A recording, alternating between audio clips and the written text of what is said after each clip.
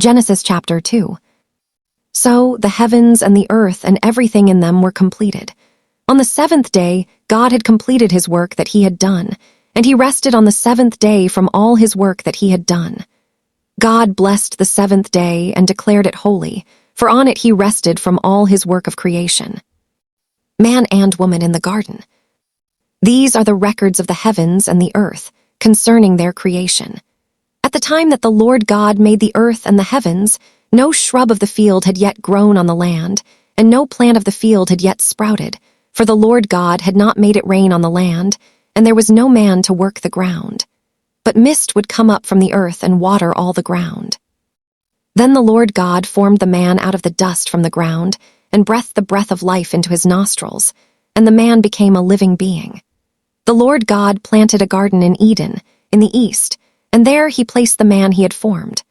The Lord God caused to grow out of the ground every tree pleasing in appearance and good for food, including the tree of life in the middle of the garden, as well as the tree of the knowledge of good and evil. A river went out from Eden to water the garden.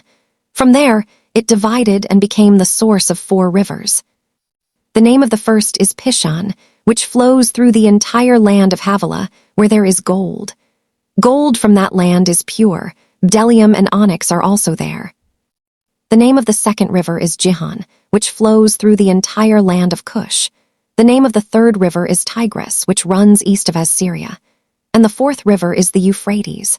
The Lord God took the man and placed him in the Garden of Eden to work it and watch over it.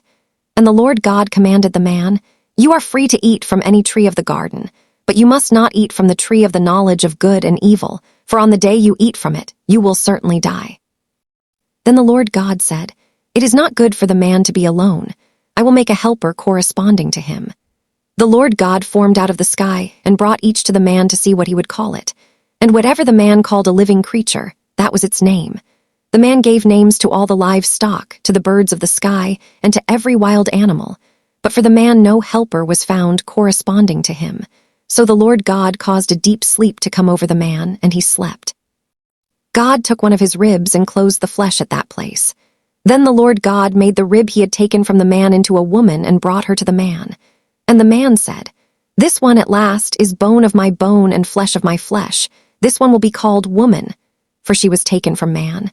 This is why a man leaves his father and mother and bonds with his wife, and they become one flesh." Both the man and his wife were naked, yet felt no shame.